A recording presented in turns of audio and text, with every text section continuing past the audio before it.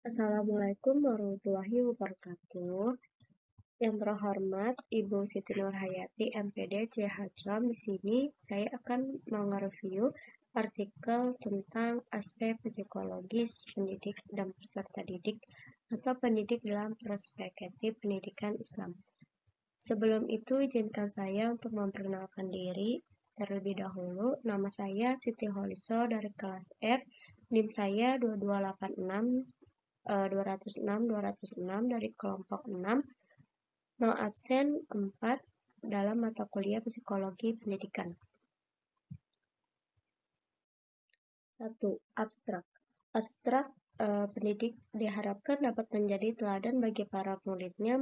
Pendidik tidak cukup hanya dengan memiliki kemampuan penyampaian bahasa yang baik, tapi juga harus memiliki etika yang patut dijadikan uswa, sebab dewasa ini tidak sedikit pendidik yang memiliki kriteria yang kurang baik. Sebagai pendidik tidak boleh hanya alim fil lisan tapi jahil fil qalbi wal amal.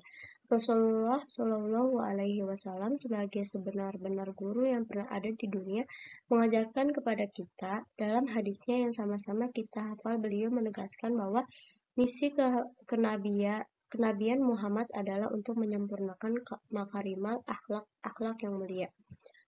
2. Pendahuluan. Minimal ada 3 unsur utama dalam pendidik. 1.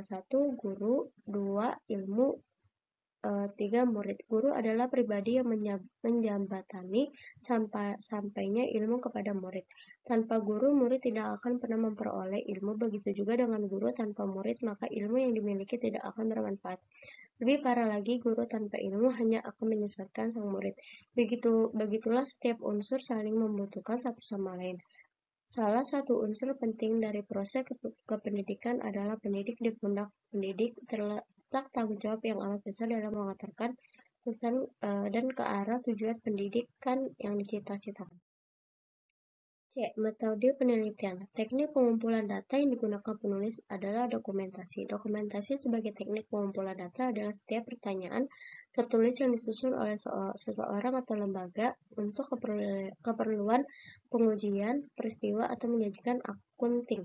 Penggunaan teknik pengumpulan data dokumentasi dimaksudkan untuk mengumpulkan data dengan melihat atau mencatat suatu laporan yang sudah tersedia dan melihat dokumen-dokumen resmi seperti monografi, catatan-catatan, serta buku-buku yang ada.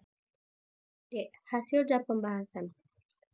Dan pendapat yang lain juga mengatakan tugas pendidik adalah mendidik dengan mengupayakan pengembangan seluruh potensi peserta didik, baik aspek kognitif atau efektif maupun psikomotoriknya. Potensi peserta didik ini harus berkembang secara seimbang sampai ke tingkat keilmuan tertinggi dan mengintegrasi dalam diri peserta didik. Upaya pengembangan potensi anak didik tersebut dilakukan untuk penyucian jiwa mental, penguatan metode berpikir, penyelesaian masalah kehidupan, mentransfer pengetahuan dan keterampilan melalui teknik mengajar, memotivasi, memberi contoh, memuji, dan mentradisikan keilmuan.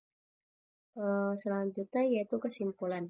Pendidik dalam berarti orang yang mengajar atau memberi paham terhadap orang lain, sedangkan pendidik dalam perspektif atau sudut pandang pendidikan Islam adalah murabi, mu'alim, mu'adib, mudaris, musya'id. Pendidik bagi anak yang paling utama adalah pendidikan orang tuanya, sebab Allah telah memerintahkan orang tua untuk mendidik anak-anak mereka dengan baik. Sekian dari saya. Wassalamualaikum warahmatullahi wabarakatuh.